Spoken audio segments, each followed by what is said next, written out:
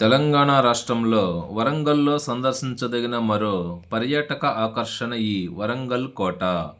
13వ శతాబ్దంలో ఏకశిల కొండపై నిర్మించబడిన ఈ కోట కాకతీయ రాజవంశం యొక్క నిర్మాణ కళాఖండాలలో ఒకటి.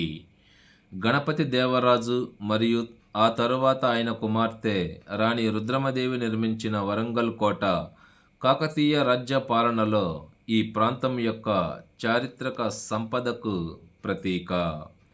ఇప్పుడు శిథిలావస్థలో ఉన్నప్పటికీ కోట అవశేషాలు ఇప్పటికీ మంత్రముగ్ధులను చేసే హస్తకళ మరియు ఉత్కంఠభరితమైన కళాత్మకత యొక్క సంగ్రహావలోకనాన్ని అందిస్తాయి.